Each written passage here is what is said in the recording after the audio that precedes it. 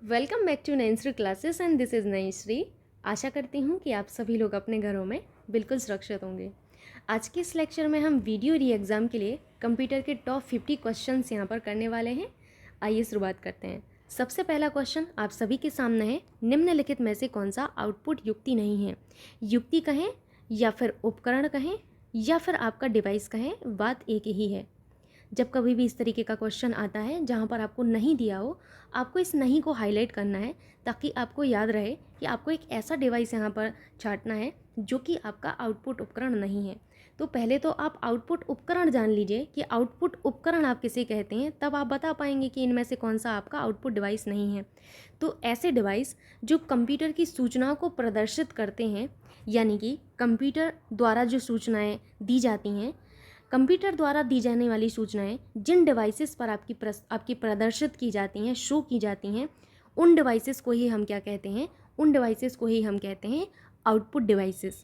जैसे आपका बेसिकली आपका मॉनिटर एक आउटपुट डिवाइस है, प्रिंटर आपका एक आउटपुट डिवाइस है, स्पीकर आपका एक आउटपुट डिवाइस है, प्लॉटर आपका एक आउटपुट डिवाइस है। अपार्ट फ्रॉम दिस आपका स्क्रीन इमेज जो प्रोजेक्टर है, ये भी आपका आउटपुट डिवाइस है।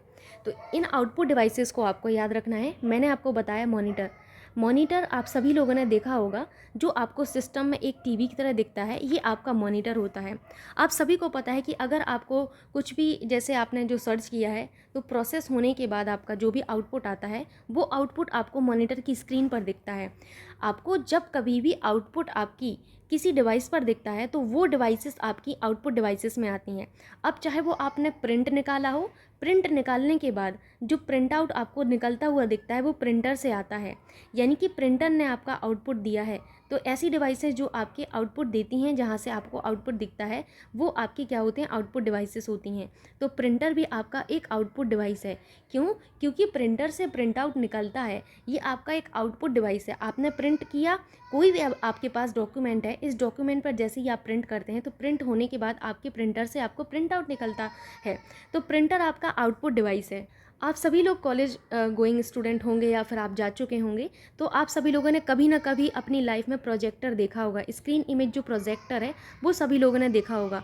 जब कभी भी हमें बहुत सारे लोगों को कोई कंटेंट दिखाना होता है तो वहाँ पर हम प्रोजेक्टर का यूज़ करते हैं, ताकि जो आपकी एक चीज़ है, वो एक पर्टिकुलर चीज़ वो सभी लोग देख सकें। अगर हम सिर्फ़ और सिर्फ कंप्यूटर का यूज़ करेंगे तो इतनी छोटी सी स्क्रीन पर 100 लोग नहीं देख सकते। बहुत से बहुत 5 लोग देख पाएंगे। पर अगर आपको 100 लोगों को, 1000 लोगों को, अगर आपको इतने लोगों को आपको जो है कोई कंटेंट दिखाना है या फिर कुछ भी दिखाना है, तो उस केस में आपको क्या करना पड़ेगा? प्रोजेक्टर का यूज़ करना पड़ेगा। तो आप इस चीज़ को याद रखिएगा कि प्रोजेक्टर भी हमारा क्या है? एक आउटपुट डिवाइस होता है। प्लॉटर प्लॉटर भी आपका एक आउटपुट डिवाइस में ही आता है, याद रखिएगा। प्लॉटर का यूज़ बेसिकली जो बहुत बड़े आकार के आपके जो ग्राफ हैं या फिर जो चार्ट होते हैं, 3D प्रिंट आपके जो होते हैं, नक्शे होते हैं, पोस्टर होते हैं, इन सभी में प्लॉटर का यूज़ किया जाता है। जो बड़े बड़े बैनर्स होते हैं, इन बड़े बड़े बैनर्स को बनाने के लिए बेसिकली प्लॉटर का ही यूज़ किया जाता है। आई होप आप प्लॉटर समझ रहे होंगे। स्पीकर, क्या आपने कभी देखा है कि आप स्पीकर को कुछ दे रहे हैं, यानी कि कोई इनपुट दे रहे हैं? नहीं, कभी नहीं। आप लोग क्या करते हैं? स्पीकर के थ्रू जो भी आपका वॉइस वगैरह होती है या फिर जो भी म्यूज़िक वगैरह है, वो सब सुनते हैं। मतलब आपको वहाँ से वॉइस सुनाई देती है, तो यानी कि ये आपका एक आउटपुट डिवाइस हुआ। तो आपने देखा मॉनिटर हुआ, प्रिंटर हुआ, प्रोजेक्टर हुआ, प्लॉटर हुआ, और आपके जो बेसिकली स्पीकर हैं, ये हमारे किस कैटेगरी में आते हैं? आउटपुट डिवाइस के कैटेगरी में आते हैं। आई होप अब आप समझ चुके होंगे कि आउटपुट डिवाइसेस क्या हैं। इन आउटपुट डिवाइसेस बेसिकली इनका जो है कौन से आपके आउटपुट डिवाइसेस होते हैं। तो आपने देखा यहाँ पर कि आपका बेसिकली प्लॉटर होता है, और क्या होता है यहाँ पर, और आपका मॉनिटर भी होता है, और आपका प्रोजेक्टर भी है, और आपकी क्या होते हैं? स्पीकर। तो यहाँ पर आपका कौन सा एक आउटपुट डिवाइस नहीं है? प्लॉटर, ईयरफोन्स आपके मॉनिटर होते हैं, लेकिन डिजिटल कैमरा एक इनपुट डिवाइस है। मैंने आप लोगों को बताया था कि डिजिटल कैमरा, पिछले वाले लेक्चर में वेबकैम वगैरह बताया था, वहाँ पर मैंने बताया था कि ये बेसिकली एक आपका इनपुट डिवाइस होता है। क्या होता है? इनपुट डिवाइस होता है। इस चीज़ को आपको याद रखना है। ठीक है, मूव करते हैं नेक्स्ट क्वेश्चन पर। नेक्स्ट क्वेश्चन आप सभी के सामने है, आउटपुट क्या होता है। देखिए पहले क्वेश्चन में इतना डिस्कशन बहुत ज़रूरी है क्योंकि आपको आउटपुट डिवाइस पता होना चाहिए। अब आगे से आपको याद रहेगा तो मुझे इतना डिस्कस करने की ज़रूरत नहीं पड़ेगी। क्वेश्चन है आपसे कि आउटपुट क्या होता है। जो प्रोसेसर यूज़र से लेता है, जो यूज़र प्रोसेसर को देता है, जो प्रोसेसर को यूज़र से मिलता है, या फिर जो प्रोसेसर यूज़र को देता है। आप सभी को यहाँ पर मैंने बताया हुआ था पहले वाले लेक्चर में कि जो भी आप इनपुट देते हैं तो वो आप इनपुट डिवाइसेस के थ्रू देते हैं। उसके बाद आपकी जो इनपुट होता है, जो भी आपने इनपुट डेटा या सूचना दी है कंप्यूटर को, उस डेटा या सूचना पर आपका वर्क किया जाता है, यानी कि उसको प्रोसेस किया जाता है। और प्रोसेस करने का काम हमारे प्रोसेसर का होता है। इस चीज़ को आपको याद रखना है कि प्रोसेस करने का जो कार्य होता है आपका, प्रोसेस करने का कार्य आपके प्रोसेसर का होता है। मैं फिर से इसको समझाती हूँ। आपने जो भी डेटा या आपने जो भी इंस्ट्रक्शन दिए हैं, इस डेटा या इंस्ट्रक्शन को आपका प्रोसेस किया जाता है। किसके द्वारा? प्रोसेसर के द्वारा। जो भी आपका डेटा या इंस्ट्रक्शन प्रोसेसर के द्वारा प्रोसेस किया गया, उसके बाद आपका यहाँ पर आउटपुट आएगा। अब ये जो आउटपुट आपका आया है तो ये किसको? यूज़र को दिया जाता है। किसको? यूज़र को दिया जाता है। यानी कि प्रोसेसर किसको देता है? यूज़र को देता है। तो आउटपुट क्या होता है? जो प्रोसेसर यूज़र को देता है। ऑब्वियस सी बात है, किसको देगा? प्रोसेसर यूज़र को देता है। तो फोर्थ ऑप्शन आपका करेक्ट होगा। एक बार मैं फिर से इसको बताती हूँ। देखिए, जो भी डेटा या इंस्ट्रक्शन आप देते हैं, उस डेटा या इंस्ट्रक्शन को आपका प्रोसेस किया जाता है प्रोसेसर के द्वारा। उसके बाद होता ये है कि आपका जो प्रोसेसर है आपका आउटपुट जनरेट करता है, और जो आउटपुट जनरेट किया जाता है वो यूज़र को, यानी कि आपको और मुझे दिया जाता है। तो आउटपुट क्या हुआ यहाँ पर? जो प्रोसेसर यूज़र को देता है। नेक्स्ट क्वेश्चन पर मूव करते हैं। नेक्स्ट क्वेश्चन ये रहा आपका, कंप्यूटर द्वारा प्रोड्यूस किया गया परिणाम है। आप सभी को पता है कि कंप्यूटर जो परिणाम आपका प्रोड्यूस करता है, यानी कि जो आपको परिणाम दिया जाता है, इसको हम क्या कहते हैं? कंप्यूटर की भाषा में कंप्यूटर दिया गया परिणाम या रिजल्ट, इसको हम आउटपुट कहते हैं। क्या कहते हैं? आउटपुट कहते हैं। जो हम कंप्यूटर को देते हैं वो इनपुट कहलाता है। क्या कहलाता है? इनपुट। और जो कंप्यूटर के द्वारा हमें दिया जाता है, यानी कि जो यूज़र को दिया जाता है, यहाँ पर इस चीज़ को याद रखिएगा कि इनपुट क्या है और आउटपुट क्या है। बेसिकली आपको अंतर पता होना चाहिए। जो हम कंप्यूटर को देते हैं, बिल्कुल सिंपल सी जो लैंग्वेज बोली जाए ना, वो यही है कि जो हम कंप्यूटर को देते हैं वो आपका इनपुट कहलाता है, और जो कंप्यूटर हमें देता है, यानी कि यूज़र को, आपको और मुझे देता है, वो आपका आउटपुट होता है। That's it. तो यहाँ पर आपको आउटपुट पर टिक कर देना है। नेक्स्ट क्वेश्चन यहाँ पर देख लीजिए आप लोग, निम्नलिखित में से कौन सी एक आउटपुट युक्ति नहीं है। फिर से उसी तरीके का क्वेश्चन है, यहाँ पर इस नहीं को हाईलाइट करिए।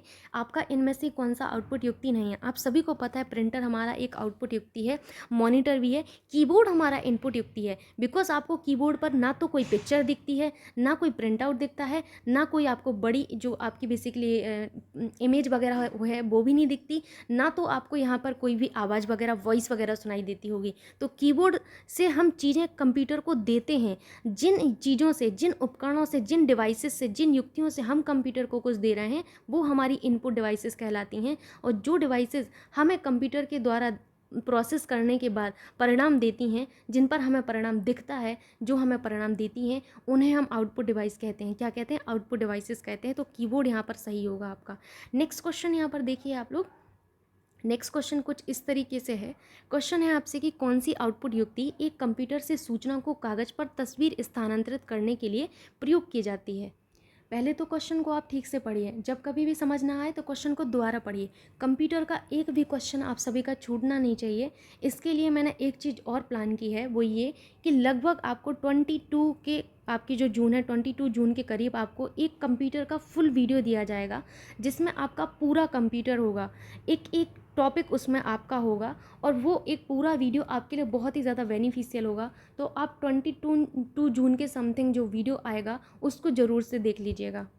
उसके अलावा MCQs तो मैं आपको करवा ही रही हूँ, इन MCQs को भी आप सभी को पढ़ना है, ठीक है। क्वेश्चन पढ़िए फिर से। कौन सी आउटपुट युक्ति एक कंप्यूटर से सूचना को कागज़ पर, आपका क्या है, कौन सी आउटपुट युक्ति कंप्यूटर से सूचना को कागज़ पर तस्वीर स्थानांतरित करने के लिए प्रयोग करती है। तो मैंने आपको प्लॉटर बताया था अभी कि प्लॉटर क्या करता है, तो ये काम आपकी प्लॉटर का होता है, ठीक है। नेक्स्ट क्वेश्चन यहाँ देखिए, एक प्लॉटर है। आप सभी को पता है कि प्लॉटर क्या है? इनपुट डिवाइस है? नहीं। आउटपुट डिवाइस है? बिल्कुल। स्टोरेज डिवाइस बिल्कुल भी नहीं है। आप सभी को यहाँ पता चल चुका है कि हमारा प्लॉटर एक आउटपुट डिवाइस है, ठीक है। नेक्स्ट क्वेश्चन देखें। नेक्स्ट क्वेश्चन आपसे है कि प्लॉटर्स दो प्रकार के होते हैं, जिनके नाम है, एक पहला ऑप्शन आप सभी से स्पाइरल और फ्लैट बेड। फ्लैट बेड और कोन, ड्रम और फ्लैट बेड, ड्रम और स्पाइरल। तो प्लॉटर दो प्रकार के होते हैं और इसमें आता है आपका ड्रम और फ्लैट बेड। तो याद रखिएगा कि प्लॉटर दो प्रकार के हैं, कौन कौन से, ड्रम और फ्लैट बेड। नेक्स्ट क्वेश्चन देख लीजिए यहाँ पर, निम्न में से किस समूह में केवल आउटपुट डिवाइस हैं? बताइए ऐसा कौन सा आपको ग्रुप दिख रहा है जिसमें केवल और केवल आपकी आउटपुट डिवाइसेस हों?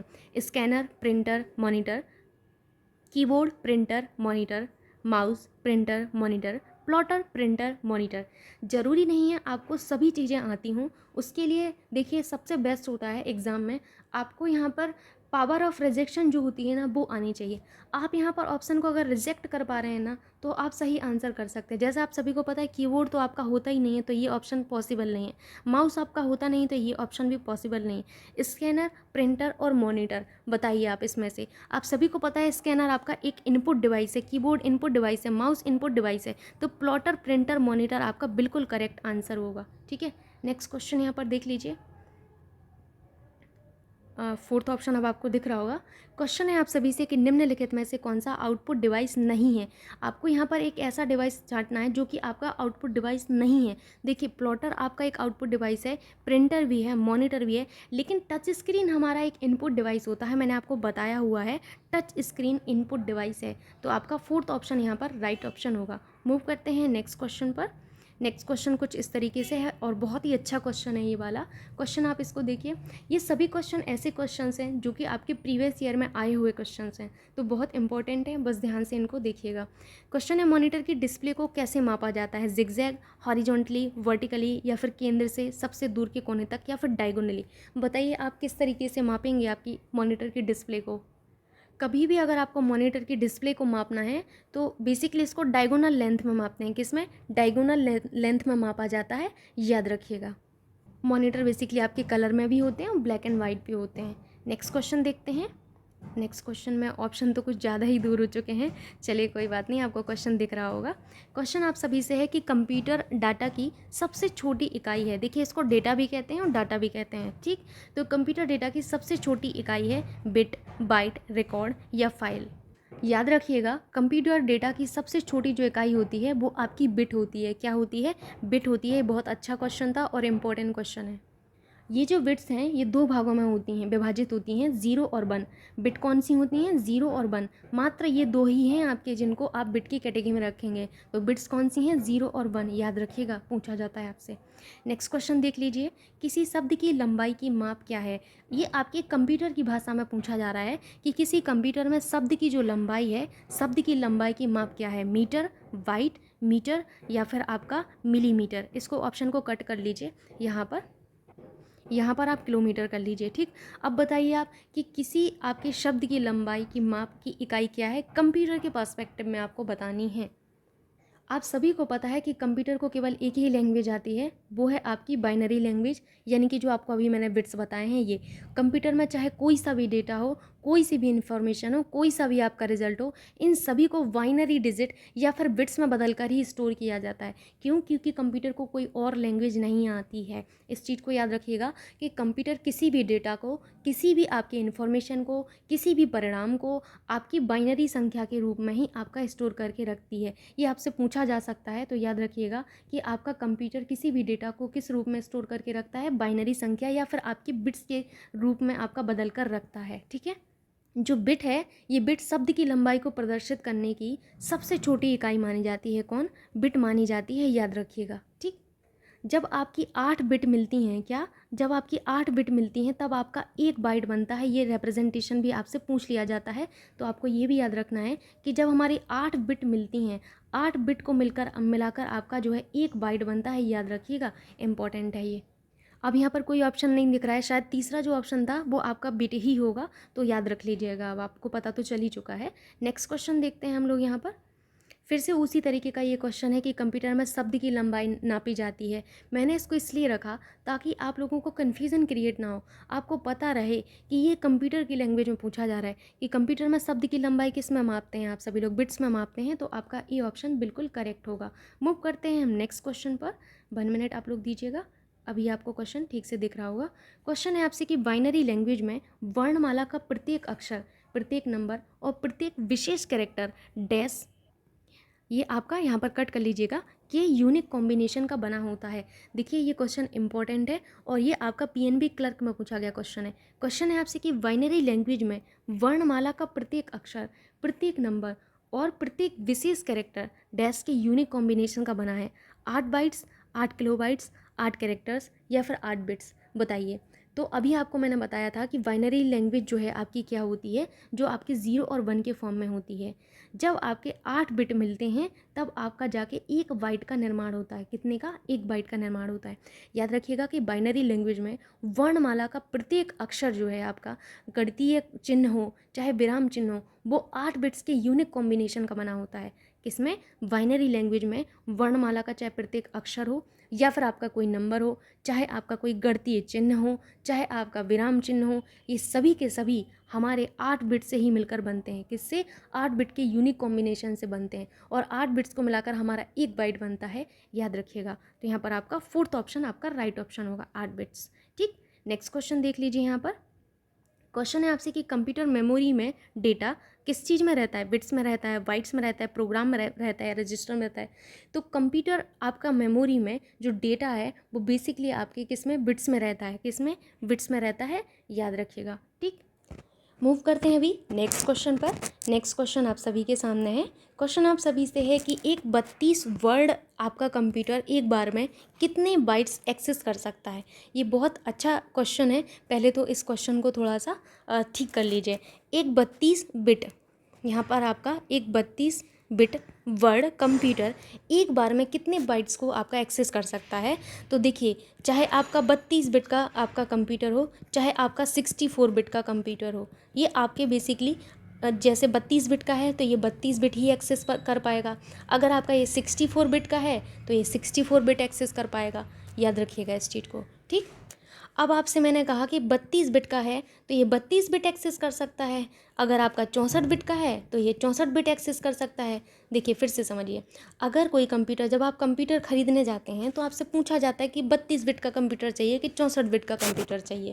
वैसे तो 32 बिट का आप कोई नहीं लेता, अभी 64 बिट का ही मैक्सिमम लोग लेते हैं। तो मान के चलिए कि अगर आपका 32 बिट का कंप्यूटर आपने खरीदा है, जैसे अखिलेश यादव वाला जो कंप्यूटर था वो 32 बिट का कंप्यूटर था। ठीक है, तो जो 32 बिट का कंप्यूटर था वो एक बार में 32 बिट एक्सेस कर पाता था। ठीक है, अब जो 64 बिट का कंप्यूटर है वो एक बार में 64 बिट एक्सेस कर पा रहा है। तो बताइए कौन सा फास्ट होगा? ओबियस सी बात है 64 बिट वाला फास्ट होगा। क्यों? क्योंकि 32 बिट वाला एक बार में 32 ही बिट एक्सेस कर सकता है, 64 बिट वाला 64 बिट एक्सेस कर सकता है। अब यहाँ पर आपको बाइट में पूछा गया है। देखिए बाइट्स में पूछा गया है, आपको यहाँ पर बिट्स में लिखा है। मैंने अभी अभी आपको बताया है, जब हमारी 8 बिट मिलती हैं तब हमारा 1 बाइट बनता है। मैंने क्या बताया? 8 बिट के मिलने पर 1 बाइट बनता है। तो 32 बिट के लिए पूछा गया है, तो कितने आपके इसमें बाइट होंगे? 8 चौका 32, यानी कि 4 बाइट यहाँ पर होंगे। तो एक ऑप्शन आपका करेक्ट होगा। ये आपको समझ में आ गया होगा। नेक्स्ट क्वेश्चन देख लीजिए। यहाँ पर आपसे पूछा गया है बिट का संक्षिप्त नाम है। बताइए जो बिट आपकी है इसका संक्षिप्त नाम क्या होता है? तो बिट जो है इसका संक्षिप्त नाम बाइनरी डिजिट होता है। क्या होता है? बाइनरी डिजिट होता है। याद रखेंगे आप लोग इस बात को। मूव करें नेक्स्ट क्वेश्चन पर। अभी मैक्सिमम चीज़ें आपको क्लियर हो रही होंगी और मैं तो आपसे विनम्र निवेदन करती हूँ कि जो भी चीज़ें समझ में नहीं आती हैं, रिक्वेस्ट है, कमेंट बॉक्स इसीलिए होता है जो कि खाली पड़ा रहता है, आप लोगों का इंतज़ार करता है कि कब आप लोग कमेंट करोगे कि मैम मुझे ये चीज़ समझ में नहीं आ रही है। मैं उसके लिए अलग से एक सेशन तक करने को रेडी हूँ कि आप लोगों को कोई प्रॉब्लम नहीं होनी चाहिए। ठीक है, तो आप लोग कमेंट बॉक्स को खाली मत रखिए, उसमें क्वेश्चन पूछिए, जो भी फीडबैक है उसको साझा करिए। ठीक, क्वेश्चन देखिए, कंप्यूटर की स्मृति का मापन किया जाता है बिट्स के द्वारा, एम्पियर के द्वारा, ओम के द्वारा, वोल्ट्स के द्वारा। ये सब तो फिजिक्स में चले गए भाई, हमें फिजिक्स से लेना देना नहीं है, हमें कंप्यूटर से लेना देना है। तो कंप्यूटर की जो स्मृति समझ रहे हैं ना आप, मेमोरी की बात की जा रही है यहाँ पर। कंप्यूटर की मेमोरी का मापन बिट्स के द्वारा होता है। कंप्यूटर की लैंग्वेज में आपको बस बिट याद रखना है, दैट्स इट। और इतना याद रखना है, बिट होती हैं आपकी 0 और 1 होती हैं, और जब हमारी 8 बिट मिलती हैं, 8 बिट के मिलने से हमारा 1 बाइट का निर्माण होता है। ओके, मूव करते हैं नेक्स्ट क्वेश्चन पर। क्वेश्चन आपसे है कि आस्काई का पूर्ण रूप है। देखिए, एक तो वैसे मैं आपको इस तरीके की जो एब्रीविएशंस होते हैं उनका एक अलग से वीडियो दे ही दूंगी आपके एग्जाम से पहले, क्योंकि एक क्वेश्चन आपसे देखिए पूछा ही जाना है फुल फॉर्म को लेकर। तो यहाँ ऑप्शन देखिए, पहला ऑप्शन है American scientific code for interchange of information. Second option है American scientific code for information interchange. Third option है आपके पास American standard code for information interchange. And आपका फोर्थ ऑप्शन है altruistic scientific code for information interchange. आप लोगों को यहाँ पर याद रखना है जो आपका आस्काई है, आस्काई का जो आपका बेसिकली पूरा नाम होता है American standard code for information exchange. याद रखेंगे आप लोग, ये एक ऐसा कोड है जो इन्फॉर्मेशन की अदला बदली करता है। किसकी? इन्फॉर्मेशन की अदला बदली करता है। क्या करता है? इन्फॉर्मेशन की अदला बदली करता है। ठीक है, याद रखेंगे, एक्सचेंज करता है मतलब। तो American standard code for information आपका इंटरचेंज होगा। ठीक है, याद रखिएगा, थर्ड ऑप्शन बिल्कुल करेक्ट होगा यहाँ पर। मूव करते हैं नेक्स्ट क्वेश्चन पर, जो कि कुछ इस तरीके से है। क्वेश्चन है कि इनमें से किसके एक कैरेक्टर को प्रस्तुत करने के लिए 7 बिटों की आवश्यकता होती है। तो यहाँ पर याद रखिएगा आपके कि इनमें से किसके एक कैरेक्टर की बात की जा रही है, एक कैरेक्टर को प्रदर्शित करने के लिए हमें 7 बिट की आवश्यकता होती है। तो यहाँ पर आपको याद रखना है आस्काई जो कोड होता है, इसमें हमें एक कैरेक्टर को अगर प्रस्तुत करना है तो हमें 7 बिटों की आवश्यकता होती है। ठीक है, नेक्स्ट क्वेश्चन देखें। यहाँ पर क्वेश्चन है आप सभी से, मेमोरी पद निम्न में से किसके लिए प्रयुक्त होता है? लॉजिक के लिए, कंट्रोल के लिए, स्टोरेज के लिए या प्रोग्राम के लिए? देखिए, मेमोरी का संबंध स्टोरेज से होता है। किससे होता है? स्टोरेज से होता है, याद रखिएगा। यहाँ पर आपका थर्ड ऑप्शन राइट ऑप्शन होगा। नेक्स्ट क्वेश्चन यहाँ पर देखिए, इनमें से कौन सा रोम का वर्णन करता है? यानी कि रोम का पूरा नाम बताना है आपको। किसका? रोम का। आपका जो कंप्यूटर होता है, इस कंप्यूटर में 2 तरीके की मेमोरी होती है। कौन कौन सी मेमोरी होती है? एक तो होती है आपकी प्राइमरी मेमोरी। कौन सी? Primary memory. और दूसरी होती है आपकी सेकेंडरी मेमोरी। कौन सी? Secondary memory. अब ये जो आपकी प्राइमरी मेमोरी है, ये बेसिकली 2 प्रकार की होती है। एक तो होता है आपका रैम और दूसरा होता है आपका रोम। कौन सी? रैम और रोम। ठीक, रोम का जो है पूरा नाम होता है आपका रीड ओनली मेमोरी। क्या होता है? Read only memory. ठीक है, और रोम का पूरा नाम होता है read only memory and RAM का पूरा नाम होता है रैंडम एक्सेस मेमोरी। क्या? Random access memory. इसको भी यहाँ पर लिख लीजिएगा, random RANDOM random access memory को मैं कुछ इस तरीके से रिप्रेजेंट करूँगी। ठीक है, अब चूंकि यहाँ पर रोम के बारे में आपसे पूछा गया तो मैं रोम के बारे में ही थोड़ा सा डिस्कशन कर देती हूँ। ये जो रोम है, ध्यान से सुनिएगा, बहुत इंपॉर्टेंट सी बात है। ये जो रोम है, इस रोम में आपके फिक्स प्रोग्राम होते हैं।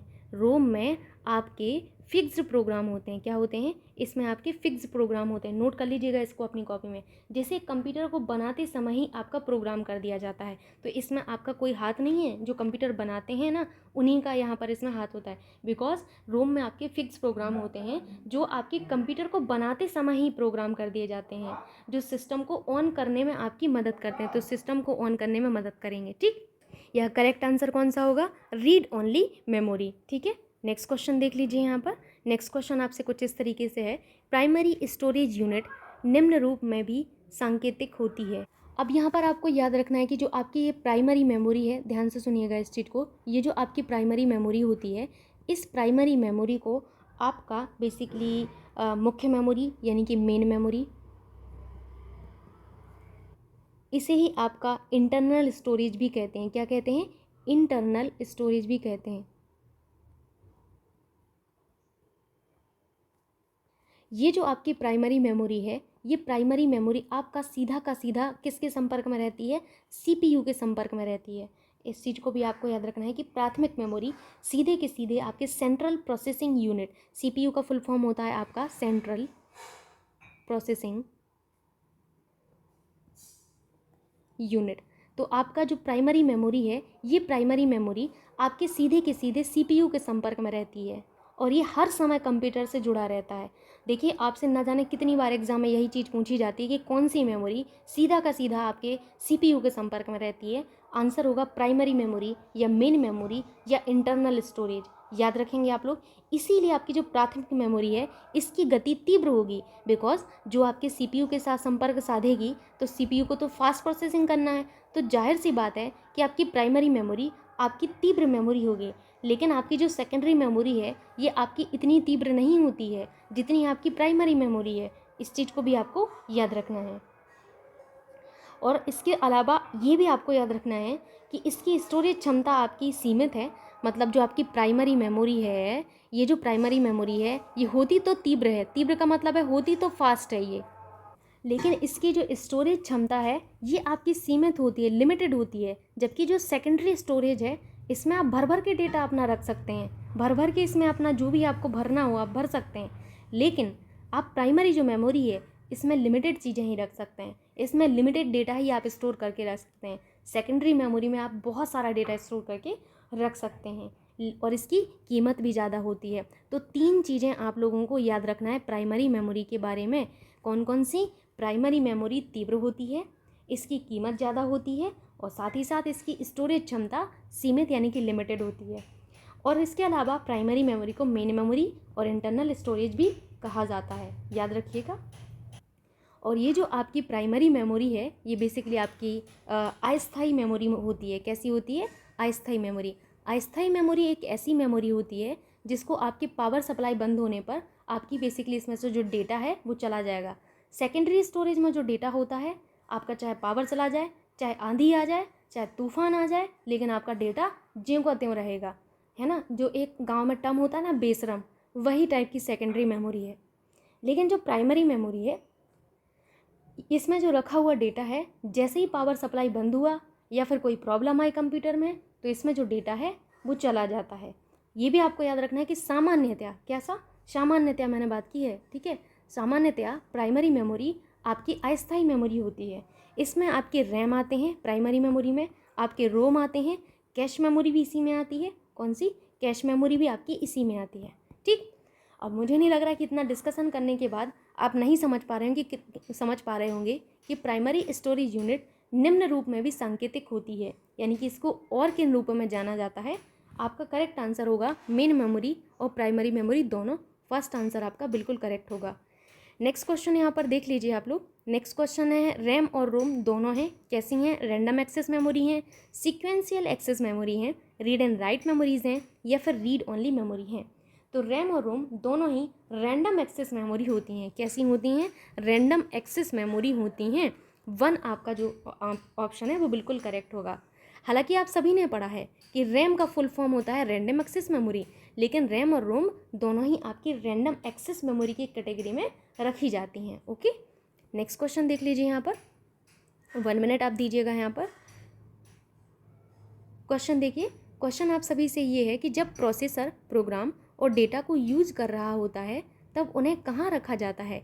मेन मेमोरी में, सेकेंडरी मेमोरी में, डिस्क मेमोरी में, प्रोग्राम मेमोरी में।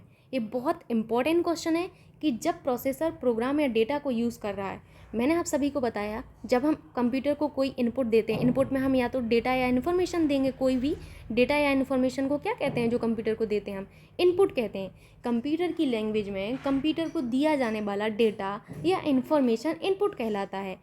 अब जो डेटा या इन्फॉर्मेशन आपने दिया है इसको प्रोसेस किया जाता है। क्या किया जाता है? इसको प्रोसेस किया जाता है। अब आपका जो प्रोसेसर है इस प्रोग्राम या डेटा पर आपका वर्क करेगा। तो बेसिक सा यहाँ पर एक सेंस आप लगा सकते हैं कि इस डेटा या इन्फॉर्मेशन को आपके प्रोसेसर के द्वारा यूज़ किया जा रहा है। अब पूछा जा रहा है कि यही डेटा और इन्फॉर्मेशन जो आपके प्रोसेसर के द्वारा यूज़ किया जा रहा है उसको कहाँ रखेंगे? कहीं ना कहीं तो रखना पड़ेगा ना बाबा, कि ये डेटा आपका कहाँ पर होगा? हवा में तो होगा नहीं। तो किस मेमोरी में वो डेटा होगा जिस डेटा को प्रोसेसर प्रोग्राम या डेटा को यूज़ कर रहा होता है जिस समय, ठीक है।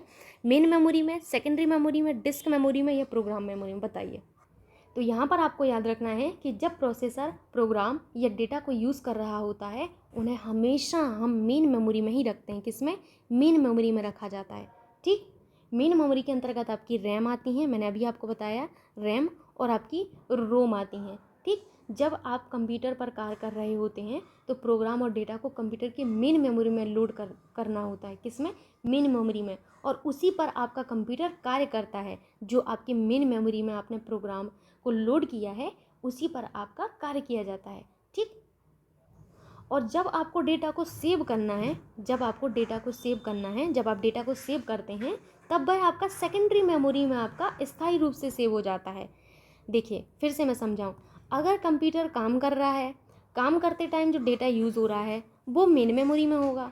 जो डेटा आपका कंप्यूटर के द्वारा सेव किया जाता है, जैसे आपको कोई डेटा सेव करना है, अब वो डेटा सेव करेंगे ना आप, तो वो अपने आप सेकेंडरी मेमोरी में चला जाता है। सिंपल सी लैंग्वेज में बस इतना ही याद रख लीजिए, बहुत है आपके लिए, ठीक है। तो आपको यहाँ पर मेन मेमोरी करेक्ट कर देना है, ठीक। नेक्स्ट क्वेश्चन देखते हैं। नेक्स्ट क्वेश्चन है आपका, तो अभी आपको क्लियर हो गया होगा एक चीज़ कि जिस समय आपका कंप्यूटर डेटा को यूज़ कर रहा है, डेटा पर काम कर रहा है, वो डेटा आपकी प्राइमरी मेमोरी में रहेगा, और जब डेटा को अब आपको स्थायी रूप से सेव करना होगा तब वो सेकेंडरी मेमोरी में जाएगा, ठीक है। अब ये वाला क्वेश्चन देखिए कि सीपीयू वर्तमान में जिन प्रोग्राम या डेटा को प्रोसेस कर रहा है उन्हें स्टोर करने के लिए कंप्यूटर की किस मेमोरी का प्रयोग किया जाता है। Mass memory, internal memory, non volatile memory, या इनमें से कोई नहीं, बताइए। ये बिल्कुल पहले ही का क्वेश्चन है, बस लैंग्वेज चेंज कर दी गई। अब आपको समझ में आ चुका है कि सीपीयू वर्तमान में जिस प्रोग्राम या डेटा को प्रोसेस कर रहा है उन्हें हम कहाँ स्टोर करते हैं, बताइए। तो आप सभी को पता है मेन मेमोरी में। हम मेन मेमोरी को और क्या कहते हैं, हम मेन मेमोरी को कहते हैं इंटरनल स्टोरेज। क्या कहते हैं, इंटरनल स्टोरेज कहें या इंटरनल मेमोरी कहें, स्टोरेज का मतलब ही है आपका मेमोरी। तो आपका कौन सा आंसर करेक्ट होगा, बी, आपका दूसरा ऑप्शन करेक्ट होगा, ठीक। नेक्स्ट क्वेश्चन देख लीजिए। क्वेश्चन है, कंप्यूटर में स्मृति का प्रकार नहीं है। स्मृति का मतलब है आपका मेमोरी। कौन सा इनमें से मेमोरी का प्रकार नहीं है, सेमीकंडक्टर, मैग्नेटिक, सर्वर या ऑप्टिकल। देखिए, सर्वर आपकी स्मृति का प्रकार नहीं होता है, ठीक है। बाकी आप सभी के ये जो बेसिकली आपका सेमीकंडक्टर है, मैग्नेटिक है, ऑप्टिकल है, ये सब हमारे मेमोरी के प्रकार हैं। जब आपको मेमोरी पढ़ाऊंगी वहाँ पर बताऊंगी कि प्राइमरी मेमोरी में कौन से आते हैं, सेकेंडरी मेमोरी में आपके कौन से आते हैं, ठीक है। नेक्स्ट क्वेश्चन यहाँ पर देखिए, आइए। क्वेश्चन आप सभी से है कि एक डिवाइस जो डाटा, ये डाटा लिखा हुआ है, इसको ये बिंदी हटा लेना, डाटा और इंस्ट्रक्शन लोकेट करने और उन्हें सीपीयू को उपलब्ध कराने में लगा समय कहलाता है। Very very important. एक डिवाइस में आपके बेसिकली डेटा और जो इंस्ट्रक्शन है इनको लोकेट करने और उन्हें सीपीयू को उपलब्ध कराने में लगा जो समय होता है, हम उसको क्या कहते हैं, clock speed, processing time, CPU speed या फिर एक्सेस टाइम। तो कंप्यूटर मेमोरी से कैरेक्टर को सीपीयू तक भेजने और सीपीयू से मेमोरी तक कैरेक्टर को लाने में जो समय लगता है उसे हम एक्सेस टाइम कहते हैं। फिर से सुनिए, कंप्यूटर जो मेमोरी है, कंप्यूटर मेमोरी से आपके जो कैरेक्टर हैं, कंप्यूटर मेमोरी से कैरेक्टर को सीपीयू तक भेजने, कहाँ तक, सीपीयू तक भेजने, और सीपीयू से मेमोरी तक इस कैरेक्टर को लाने में जो समय लगता है इसको हम एक्सेस टाइम कहते हैं। क्या कहते हैं, एक्सेस टाइम कहते हैं। याद रखिएगा, कई बार एग्जाम में पूछा जाता है एक्सेस टाइम के बारे में, ठीक है। नेक्स्ट क्वेश्चन देखते हैं। नेक्स्ट क्वेश्चन है आपसे कि प्रोसेस्ड होने वाला डेटा डैश में रहता है। अभी देखिए, आपको ये क्वेश्चन अब 2 बार मिल चुका है। अब आपको पता होना चाहिए कि बेसिकली आपका जो प्रोसेस्ड यानी कि संसाधित होने वाला जो डेटा है ये कहाँ रहता है, सेकेंडरी स्टोरेज यूनिट में, बिल्कुल नहीं। सेकेंडरी स्टोरेज में तो हमारा परमानेंट डेटा रहता है। Memory unit, read protected unit, control unit, बिल्कुल नहीं, ये हमारे मेमोरी यूनिट में रहते हैं, ठीक है। तो आपको समझ में आ गया होगा। नेक्स्ट क्वेश्चन देख लीजिए, इनमें से कौन सा वोलाटाइल मेमोरी है। अब देखिए, पहले तो आपको ये पता होना चाहिए कि वोलाटाइल क्या है, नॉन वोलाटाइल क्या है, ठीक है। देखिए, यहाँ पर 2 टर्म आपको याद रखना है। एक तो होता है आपका वोलाटाइल, दूसरा होता है नॉन वोलाटाइल। पहला मैंने बताया आपको वोलाटाइल एंड दूसरा होता है आपका नॉन वोलाटाइल, ठीक। वोलाटाइल को अगर मैं हिंदी में बताऊं कि हिंदी में इसको क्या कहते हैं, तो इसको कहते हैं परिवर्तनशील। क्या कहते हैं, परिवर्तनशील। और अब आप नॉन वोलाटाइल को तो समझ ही गए होंगे, जो परिवर्तित ना हो, है ना, जो परिवर्तित ना हो उसको हम क्या कहते हैं, नॉन वोलाटाइल। या फिर इसको हम कहते हैं उड़नशील। क्या कहते हैं, उड़नशील कहते हैं, या उड़ने वाला कहते हैं, उड़नशील। यानी कि आप यहाँ पर ये समझ सकते हैं, वोलाटाइल मेमोरी में एक ऐसी मेमोरी आएगी जिसमें पावर सप्लाई अगर बंद हो गई, पावर सप्लाई आपकी अगर चली गई, तो पावर सप्लाई के चले जाने पर आपका डेटा उड़ जाए। इस वजह से ऐसी मेमोरी को वोलाटाइल मेमोरी नाम दिया गया। तो ऐसी मेमोरी में हमारा कौन सा आता है, वोलाटाइल मेमोरी में रैम आता है कि नहीं, आप सभी को बताया है। क्योंकि आपके वोलाटाइल मेमोरी का बेसिकली प्रॉपर्टी यही है कि इसमें से डेटा आपका उड़ जाएगा। अगर आपको वोलाटाइल का हिंदी मतलब याद रह गया ना कि उड़नशील, उड़नशील का मतलब है पावर ऑफ होने पर आपका डेटा जो है वो ख़त्म हो जाएगा, तो ऐसी मेमोरी रैम होती है। नॉन वोलाटाइल मेमोरी ऐसी मेमोरी जिसमें आपका डेटा ख़त्म ना हो, पावर सप्लाई के जाने पर भी आपका डेटा एज इट इज़ बना रहे, तो ऐसी मेमोरी को हम कहते हैं नॉन वोलाटाइल। इसमें हमारा कौन सा आता है, सेकेंडरी मेमोरी इसका बेस्ट एग्जाम्पल है, जिसमें आपका डेटा पावर सप्लाई जाने पर भी ख़त्म नहीं होता, वो डेटा आपका ज्यों का त्यों रहता है। ठीक है, क्लियर हुआ आप लोगों को? रैम आपका करेक्ट होगा, ये एग्जाम में पूछा जाता है, याद रखिएगा। नेक्स्ट क्वेश्चन यहाँ पर देख लीजिए आप लोग। क्वेश्चन है आपसे कि निम्नलिखित में से कौन सी कंप्यूटर की अस्थायी स्मृति है। अस्थायी का मतलब समझ रहे हैं ना, टेम्पोररी की बात की जा रही है, टेम्पोररी स्मृति यानी कि आपकी मेमोरी। एक बार मैं आपको यहाँ पर मेमोरी बता देती हूँ तो आपको क्लियर हो जाएगा। देखिए, आपकी जो मेमोरी है इसको बेसिकली आपके दो टाइप में बांटा गया है, दो प्रकार की होती है ये, मतलब दो आपकी कैटेगरी हैं इसकी। सबसे पहला इसमें होता है आपका प्राइमरी, जिसे आप क्या कहते हैं, प्राथमिक, या जिसे आपने मेन मेमोरी भी कहा। क्या कहा, मेन मेमोरी। दूसरा होता है हमारा सेकेंडरी, या फिर आपने जिसे सहायक मेमोरी भी कहा। क्या कहा, सहायक मेमोरी। ठीक है, नाम आपको याद रखना है कि पहली जो मेमोरी है इसको कहते हैं प्राइमरी मेमोरी या मेन मेमोरी, दूसरी मेमोरी को हम कहते हैं सेकेंडरी मेमोरी या फिर सहायक मेमोरी जिसे आप कहते हैं। ठीक, प्राइमरी जो मेमोरी है इसमें आपका आता है पहला स्थायी मेमोरी, स्थायी जिसे आप परमानेंट कहेंगे, और दूसरा होता है आपका अस्थायी जिसे आप टेम्पोररी कहेंगे। देखिए, टर्म्स पर आपको बेसिकली ध्यान देना है, स्थायी और अस्थायी। प्राइमरी मेमोरी में आपका आता है स्थायी मेमोरी, दूसरा आता है अस्थायी मेमोरी। स्थायी मेमोरी जो होती हैं इसमें आपका रोम होता है, रोम के बाद आपका पी रोम होता है, पी रोम के बाद आपका क्या होता है, ई पी रोम भी इसी में होता है, ई पी रोम। ठीक है, और इसी में आपका डबल ई पी रोम आता है। क्या आता है, डबल ई पी रोम। ठीक है, एक बार आप इन सब की फुल फॉर्म भी जान लीजिए। जैसे मैंने सबसे पहले कहा, रोम का पूरा आपका जो नाम होता है वो होता है रीड ओनली मेमोरी। ठीक है, पी रोम का होता है programmable read only memory, E P ROM का होता है erasable programmable read only memory, double E P ROM का फुल फॉर्म होता है electrically erasable programmable read only memory. मैं लिख देती हूँ तो आप इसी से सबके नाम समझ सकते हैं। Electrically ELECTRICALLY, electrically erasable. मैं इसलिए बोल रही हूँ ताकि आप इसको सही लिखें, अगर समझ में ना आ रहा हो लिखा हुआ। Electrically erasable programmable MABLE programmable read only memory, read only memory. ठीक है, अगर आपको अकेला रोम का नाम बताना है तो read only memory, P ROM का बताना है तो programmable read only memory, E P ROM का बताना है तो erasable programmable read only memory, double E P ROM बताना है तो electrically erasable programmable read only memory हो जाएगा। ठीक है, क्लियर हुआ अभी आप लोगों को? अब आपने स्थायी मेमोरी पढ़ लिया, दूसरा है हमारा अस्थायी। तो अस्थायी में हमारा रैम आता है। ठीक है, रैंडम एक्सेस मेमोरी आता है।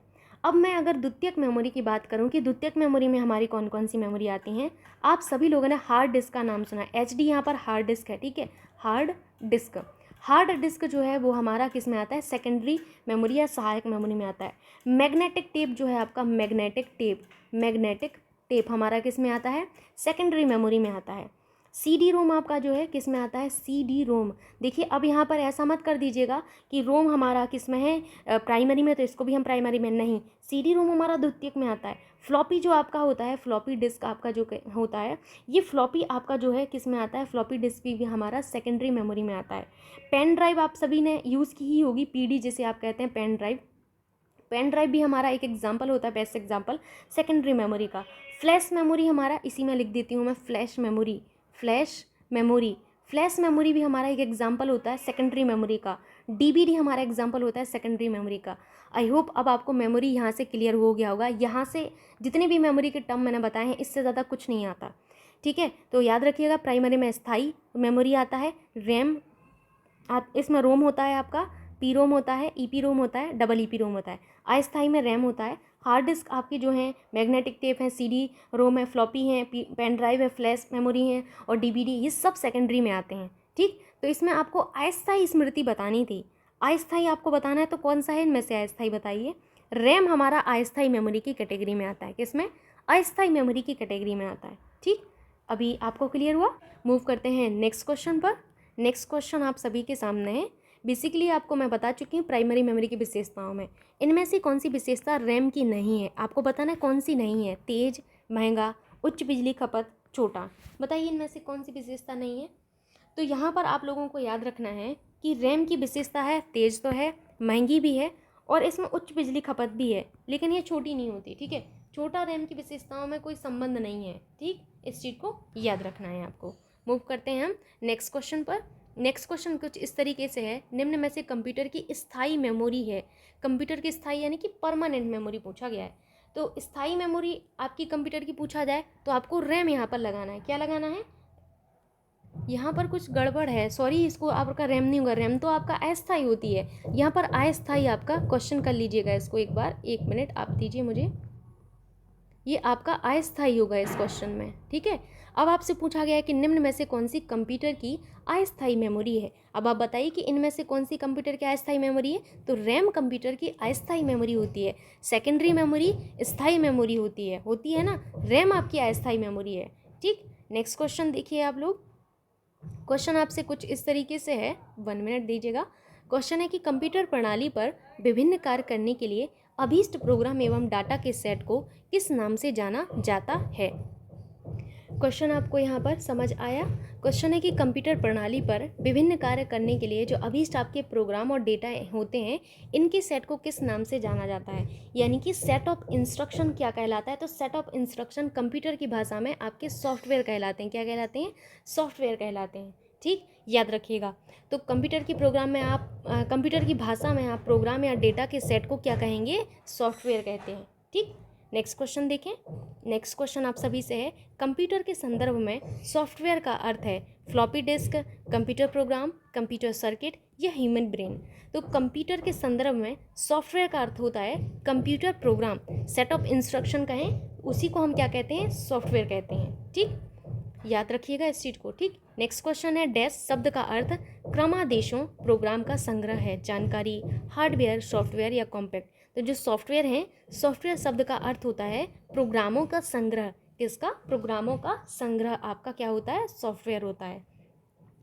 नेक्स्ट क्वेश्चन आप सभी से है, 1 मिनट आप दीजिएगा यहाँ पर। क्वेश्चन है आपसे, प्रोग्राम या इलेक्ट्रॉनिक निर्देशों की सेट को क्या कहते हैं जो कंप्यूटर को बताता है कि क्या करना है। देखिए, सेट ऑफ इंस्ट्रक्शन जो होता है, निर्देश यानी कि इंस्ट्रक्शन, सेट ऑफ इंस्ट्रक्शन को हम सॉफ्टवेयर कहते हैं। क्या कहते हैं? सॉफ्टवेयर कहते हैं। इनका काम क्या होता है? यही सॉफ्टवेयर हैं जो कंप्यूटर को बताते हैं कि उन्हें करना क्या है। यही सॉफ्टवेयर ही कंप्यूटर को इंस्ट्रक्शन देते हैं कि अब उन्हें क्या करना है। तो ये आपके क्या हैं? सॉफ्टवेयर कहलाते हैं। ठीक, अब आप सॉफ्टवेयर में देखिए कई सारे सॉफ्टवेयर यूज़ करते हैं, जैसे एडोब फोटोशॉप हुआ आपका, गूगल क्रोम हुआ आपका, स्काइप हुआ, VLC मीडिया प्लेयर हुआ, ये सभी सॉफ्टवेयर ही तो हैं। क्या हैं? ये सॉफ्टवेयर ही हैं। नेक्स्ट क्वेश्चन यहाँ पर देख लीजिए आप लोग। क्वेश्चन है आपसे कि कंप्यूटर सिस्टम का भाग जिसमें प्रोग्राम या अनुदेश शामिल होते हैं कहलाता है। तो कंप्यूटर सिस्टम का वह भाग जिसमें प्रोग्राम हो, अनुदेश हो, उसे हम क्या कहेंगे? ऑब्वियस सी बात है, सॉफ्टवेयर कहेंगे। ठीक है, नेक्स्ट क्वेश्चन देखिए, सॉफ्टवेयर क्या है? एक प्रकार का कंप्यूटर कोड, एक कंप्यूटर भाषा, आपकी कंप्यूटर हेतु अनुदेशों का सेट या फिर कंप्यूटर का कवर। तो सॉफ्टवेयर क्या होता है बताइए इनमें से। तो सॉफ्टवेयर बेसिकली आपके कंप्यूटर हेतु अनुदेशों का सेट होता है। किसका? अनुदेशों का सेट होता है आपका। ठीक है, नेक्स्ट क्वेश्चन देखिए आप लोग, 1 मिनट आप दीजिएगा यहाँ पे। क्वेश्चन है आप सभी से कि निरंतर सक्रिय सिस्टम प्रोग्राम प्रोसेस को क्या कहते हैं? डीमन प्रोसेस, प्रोसेस ब्लॉक या फिर प्रोसेस कंट्रोल ब्लॉक। क्वेश्चन आपको समझ में आ रहा है? क्वेश्चन है आपका, constantly running system program process are known as. तो इनको हम क्या कहेंगे? इनको हम डीमन कहते हैं। क्या कहते हैं? डीमन। डीमन किसी सिस्टम पर निरंतर सक्रिय सिस्टम प्रोग्राम होता है। ये किसी बहुउद्देशीय कंप्यूटर का ऑपरेटिंग सिस्टम या फिर कंप्यूटर प्रोग्राम होता है। ठीक है, नेक्स्ट क्वेश्चन देखते हैं हम। नेक्स्ट क्वेश्चन है आपसे कि भारत की सबसे बड़ी सॉफ्टवेयर कंपनी है। तो भारत की सबसे बड़ी जो सॉफ्टवेयर कंपनी है, इन्फोसिस, TCS, विप्रो या फिर HCL टेक। तो भारत की सबसे बड़ी जो सॉफ्टवेयर कंपनी है वो TCS यानी कि टाटा, इसका पूरा नाम आप लोगों को पता होना चाहिए, Tata consultancy service, consultancy services. ठीक है, नेक्स्ट क्वेश्चन पर चलते हैं। नेक्स्ट क्वेश्चन आप सभी से है, एक फाइल को लोड करना और उसे सेव एक ऐसा कार्य है जिसके द्वारा परफॉर्म किया जाता है। आपसे सिंपल सा ये कहा गया है कि किसी फाइल को लोड करना और उसे सेव करना एक ऐसा कार्य है, और जो कार्य आपका किसके द्वारा परफॉर्म किया जाता है ये आपको बताना है। ऑपरेटिंग सिस्टम के द्वारा, मॉनिटर के द्वारा, कंपाइलर के द्वारा, इंटरप्रेटर के द्वारा। तो किसी भी फाइल को लोड करना और उसे सेव करना ये किसके द्वारा परफॉर्म किया जाएगा बताइए। याद रखिएगा कि किसी भी फाइल को लोड करना, उसे सेव करना, ये आपका एक ऐसा कार्य है जो कि आपका ऑपरेटिंग सिस्टम के द्वारा परफॉर्म किया जाता है। किसके द्वारा? ऑपरेटिंग सिस्टम के द्वारा परफॉर्म किया जाता है, याद रखिएगा। ये जो आपका ऑपरेटिंग सिस्टम है, ये ऑपरेटिंग सिस्टम प्रोसेसर मैनेजमेंट का काम करता है। किसका? प्रोसेसर मैनेजमेंट का।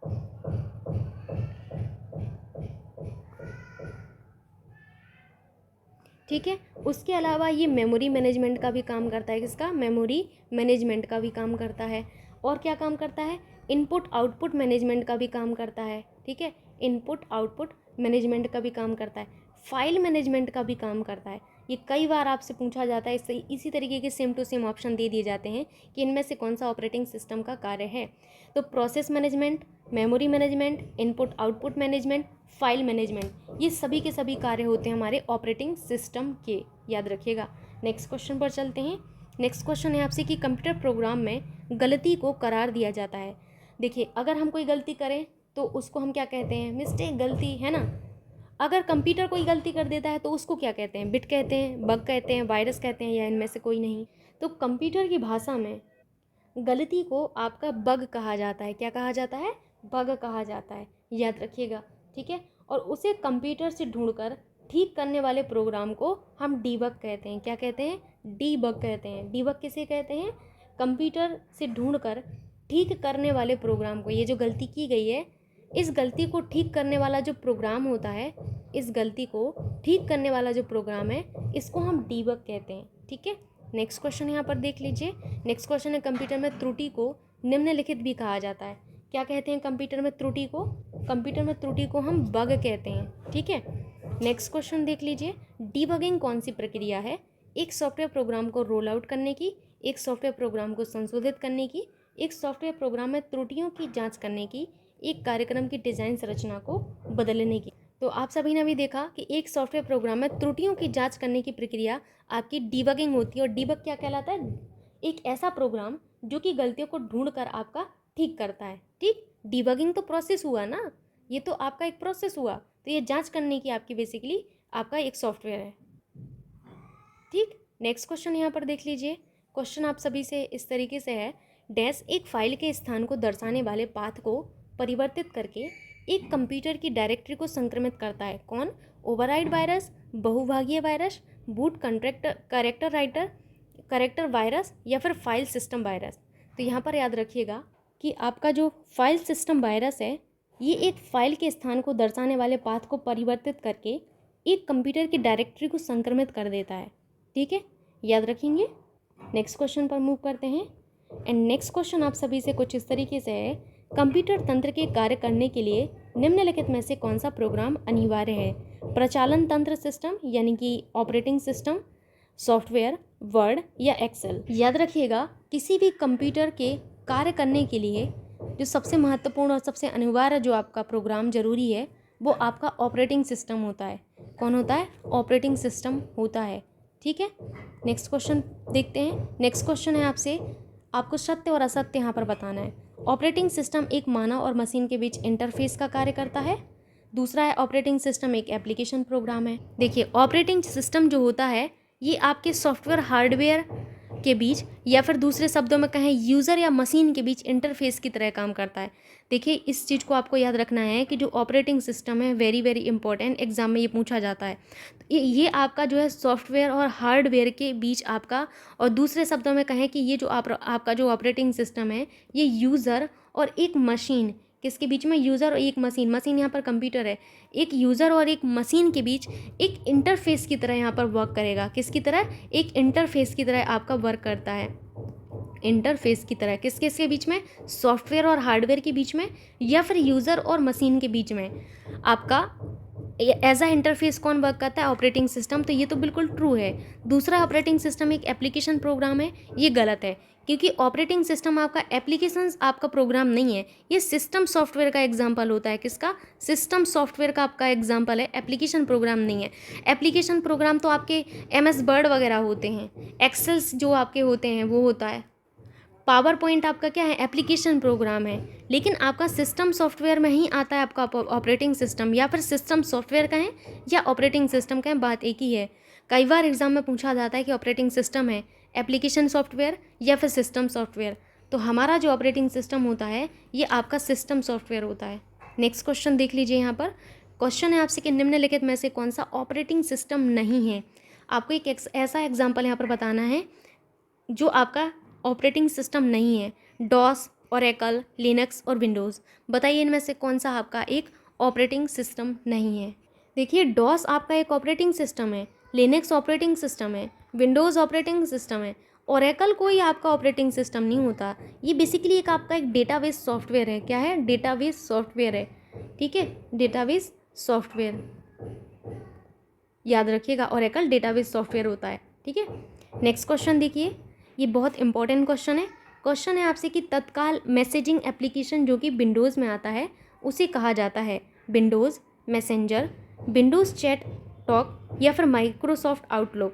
तो यहाँ पर याद रखिएगा कि तत्काल मैसेजिंग एप्लीकेशन यानी इंस्टेंट मैसेजिंग एप्लीकेशन जो विंडोज़ में आता है इसको हम विंडोज़ मैसेंजर कहते हैं। क्या कहते हैं? Windows messenger. ठीक है, विंडोज़ मैसेंजर कहा जाता है आपका। ठीक, तो फर्स्ट ऑप्शन आपको करेक्ट कर लेना है और याद भी रखना है। नेक्स्ट क्वेश्चन है, निम्नलिखित में से कौन सा ऑपरेटिंग सिस्टम नहीं है?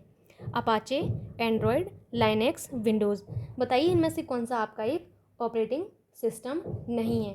तो यहाँ पर अपाचे आपका कोई ऑपरेटिंग सिस्टम नहीं होता। एंड्रॉयड ऑपरेटिंग सिस्टम है जो कि आपके मोबाइल में यूज़ होता है, लिनक्स आपका ऑपरेटिंग सिस्टम है, विंडोज़ भी है। ठीक, अब अपाचे क्या है? तो देखिए, वैसे तो मैं बता देती हूँ, अगर आप समझ पाएँ तो अच्छी बात है। अपाचे जो है एक आपका HTTP सर्वर होता है। क्या होता है? HTTP सर्वर होता है, इसको प्रायः हम अपाचे कहते हैं। ठीक, ये आपका एक वेब सर्वर है, बस इतना याद रख लीजिए कि वेब सर्वर है आपका अपाचे। ठीक, वेब सर्वर होता है अपाचे। ठीक है, नेक्स्ट क्वेश्चन देखिए यहाँ पर। नेक्स्ट क्वेश्चन आपसे कुछ इस तरीके से है, 1 मिनट दीजिए। निम्नलिखित में से कौन सी या फिर कौन सा आपका GUI आधारित ऑपरेटिंग सिस्टम है? इनमें से कौन सा आपका GUI, ग्राफिकल यूज़र इंटरफेस, इसका पूरा नाम आप लोग एक बार लिख लीजिए, graphical, GRAPHICAL, graphical user interface. GUI क्या होता है? ग्राफिकल यूज़र इंटरफेस क्या होता है? ये आपका एक तरीके का सॉफ्टवेयर है जो कि यूज़र को कोई बटन है, कोई मेन्यू है या फिर स्क्रॉल बार है, इन सभी को आपका बेसिकली एक चित्र के फॉर्म में, एक आपका जो इमेज होता है इस फॉर्म में उपयोग करके आपके कंप्यूटर को बेसिकली कंट्रोल करने की हमें सुविधा देता है। आप सभी लोगों ने देखा होगा, जैसे आप लोगों ने समझाती हूँ मैं, जैसे आपने कंप्यूटर देखा होगा तो कंप्यूटर में यहाँ पर इस तरीके से क्रॉस होता है, मिनिमाइज़ का बटन होता है। ये क्या है? ये आपको जो आइकन दिख रहे हैं ये आपके GUI हैं। स्क्रॉल, आपका जो स्क्रॉल बार होता है, कोई बटन है, ये सब आपके GUI हैं। इन्हीं की वजह से आपको बेसिकली कंप्यूटर को कंट्रोल करने का फैसिलिटी मिल रहा है। तो यहाँ पर पूछा गया है GUI आधारित ऑपरेटिंग सिस्टम कौन से हैं? ये GUI आधारित ऑपरेटिंग सिस्टम है। ठीक है, नेक्स्ट है लिनक्स पर आधारित ऑपरेटिंग सिस्टम है। वेरी वेरी इंपॉर्टेंट, लिनक्स पर आधारित ऑपरेटिंग सिस्टम आपको यहाँ पर बताना है। डिबियन, फेडोरा, उबंटू या फिर ये सभी। तो देखिए, डेबियन हुआ, फेडोरा हुआ, उबंटू हुआ, ये सभी लाइनेक्स ऑपरेटिंग सिस्टम होते हैं, लाइनेक्स पर आधारित ऑपरेटिंग सिस्टम है। ऑपरेटिंग सिस्टम के बिना कोई सॉफ्टवेयर कार्य ही नहीं कर सकता है। जैसे आपको पढ़ाई अगर करना है तो आपको एक प्लेटफॉर्म चाहिए होता है ना? आप कोचिंग जाते हैं या फिर आप घर पर पढ़ते हैं। ऐसे ही अगर आपके कंप्यूटर में कोई सॉफ्टवेयर को काम करना है तो उसको भी कोई प्लेटफॉर्म चाहिए होता है। हर कोई कार्य करने का एक अलग स्थान होता है। जैसे अगर हमें शिक्षा प्राप्त करनी है तो हम स्कूल जाते हैं, ऐसे ही कंप्यूटर में अगर कोई सॉफ्टवेयर है, इस सॉफ्टवेयर को अगर आपको काम करवाना है सॉफ्टवेयर से, तो इसको चाहिए होता है एक प्लेटफॉर्म, और ये प्लेटफॉर्म ही आपका होता है ऑपरेटिंग सिस्टम। अगर ऑपरेटिंग सिस्टम ना हो तो कोई भी सॉफ्टवेयर आपका काम ही ना करे। तो कभी पूछा जाए आपसे कि किसी भी सॉफ्टवेयर को चलाने के लिए सबसे ज़्यादा ज़रूरी क्या है, तो ऑपरेटिंग सिस्टम सबसे ज़्यादा ज़रूरी है। ठीक है, याद रखिएगा आप लोग। नेक्स्ट क्वेश्चन यहाँ पर देखते हैं। डॉस का पूरा नाम है data object system, database operating system, data operating system या डिस्क ऑपरेटिंग सिस्टम। डॉस जो होता है इसका पूरा नाम होता है डिस्क ऑपरेटिंग सिस्टम। क्या होता है? डिस्क ऑपरेटिंग सिस्टम होता है। ठीक है, नेक्स्ट क्वेश्चन देखते हैं। नेक्स्ट क्वेश्चन है आपसे 1 मिनट आप दीजिएगा यहाँ पर। क्वेश्चन है कि निम्नलिखित में से कौन सा लिनक्स का मुख्य घटक है जो हार्डवेयर इंटरेक्ट करता है।